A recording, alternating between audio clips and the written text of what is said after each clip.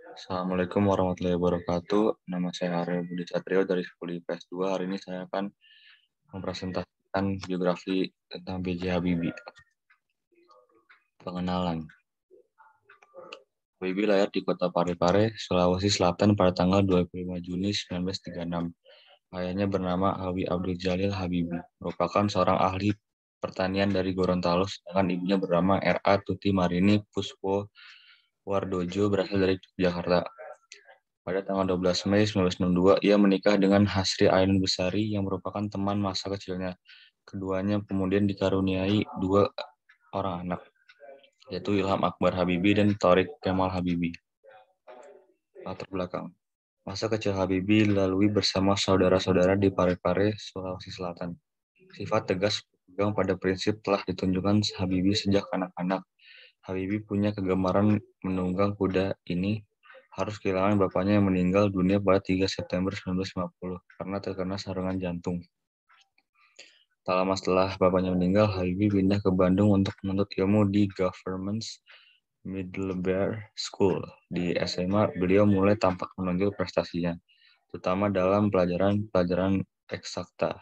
Habibie menjadi sosok favorit sekolahnya.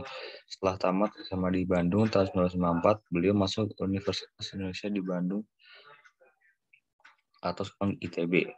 Beliau mendapatkan gelar diploma dari Teknis Hochschule Jerman tahun 1960 yang kemudian mendapatkan gelar dokter dari tempat yang sama tahun 1965. Habibie menikah tahun 1962 dan dikaruniai dua orang anak. Tahun 1977 menjadi profesor kehormatan atau guru besar para Institut Teknologi Bandung. Langkah-langkah Habibie banyak dikagumi, penuh kontroversi, banyak pengagum, namun tak sedikit pula yang tak sependapat dengannya. Setiap kali peraih penghargaan bergengsi Theodor van Karman Award itu kembali dari habitatnya di Jerman. Beliau selalu menjadi berita. Habibie hanya setahun kuliah di ITB Bandung, 10 tahun kuliah hingga meraih gelar dokter konstruksi pesawat terbang di Jerman dengan predikat summa cum laude. Lalu bekerja di industri pesawat terbang terkemuka MBB GmbH Jerman. Belum memenuhi panggilan Presiden Soeharto untuk kembali ke Indonesia. Di Indonesia, Habibie 20 tahun menjabat Menteri Negara Ristek atau Kepala BPPT, memimpin 10 perusahaan BUMN industri strategis, dipilih MPR menjadi Wakil Presiden RI, dan oleh Ketua Mahkamah Agung menjadi Presiden RI menggantikan Soeharto. Soeharto menyerahkan jabatan Presiden itu kepada Habibie berdasarkan Pasal 8 UUD 1945. Sampai akhirnya Habibie dipaksa pula lengser akibat referendum Timur Timur yang memilih merdeka. Pidato bertanggung jawabannya ditolak MPR RI. Beliau pun kembali menjadi warga negara biasa. Kembali pula hijrah bermukim ke Jerman. Kejadian penting B.J. Habibie. Saat kuliah, Habibie mengambil jurusan teknik mesin di Universitas Indonesia Bandung atau yang sekarang dikenal dengan Institut Teknologi Bandung. Setelah lulus, ia mulai mempelajari tentang penerbangan di Universitas Delft di Belanda. Namun karena masalah politik antara Indonesia dan Belanda, ia kemudian melanjutkan studinya di RWTH Aachen, Jerman dengan mengambil spesialisasi konstruksi pesawat terbang. Habibie kemudian menyelesaikan pendidikannya di Jerman pada tahun 1960 dan mendapat gelar diplom engineer. Setelah lulus pendidikan di Aachen, ia terus menetap di sana sebagai asisten penelitian Hans Ebner. Ia kemudian menikah dan membawa istrinya ke Jerman. Mereka lalu menetap di kota Oberforstbach dan Habibie bekerja sebagai penasehat perusahaan otomotif.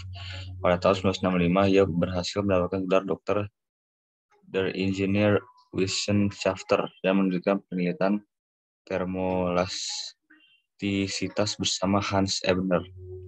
Hasil tesisnya kemudian juga menarik sejumlah perusahaan besar seperti Boeing dan Airbus. Ia kemudian bekerja dengan Messerschmitt Volko Blom, sebuah perusahaan penerbangan di kota Hamburg, Jerman, hingga ia dipromosikan pada jabatan wakil presiden perusahaan. Ia kemudian mengembangkan teori termodinamis, konstruksi, dan aerodinamis, yang masing-masing kemudian dikenal dengan istilah Habibie Factor, Habibie Theorem, dan Habibie Method. Di tahun 1994, Presiden Indonesia saat itu Soeharto merekrut Habibie untuk memimpin pengembangan industri di Indonesia.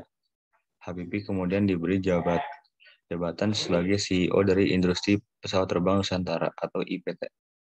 Tahun 1978, Habibie juga diangkat sebagai Menteri Riset dan Teknologi Indonesia. Jadi Habibie juga berperan dalam pengembangan industri dalam negeri. Karena menjadi bagian dari pemerintah Soeharto, Habibie juga termasuk dalam bagian partai politik Golongan Rakyat atau Golkar. Pada tahun 1998, ia menjadi wakil presiden dari Soeharto, namun jabatannya ini hanya berlangsung singkat. Karena pada tahun yang sama, ia juga diangkat menjadi presiden. Pada 21 Mei 1998, Habibie resmi dilantik sebagai Presiden Republik Indonesia yang ketiga. Ia menggantikan presiden sebelumnya Soeharto yang mengundurkan diri karena desakan dari mahasiswa dan masyarakat di masa Orde Baru. Kondisi negara saat itu memang sedang kacau balau dan diperparah adanya krisis ekonomi. Masa jabatan B.J. Habibie sendiri akhirnya berakhir pada tanggal 20 Oktober 1999. Hal ini berarti ia menjadi Presiden Indonesia dengan masa jabatan tersingkat, yaitu 1 tahun 5 bulan. Meski begitu, ia mampu membuat kebijakan dan memberikan kontribusi penting bagi negeri.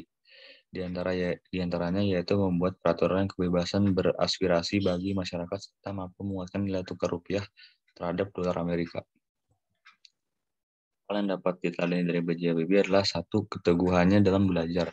Sifat beliau ini pantas diteladani karena beliau rela bersusah-susah selama belajar di Jerman, asalkan mendapatkan pengetahuan. 2. Cinta pada tanah air. Sikap beliau ini pantas diteladani karena meski dengan posisi yang nyaman, beliau rela kembali ke Indonesia dan mengembangkan pendidikan dan teknologi di negeri ini.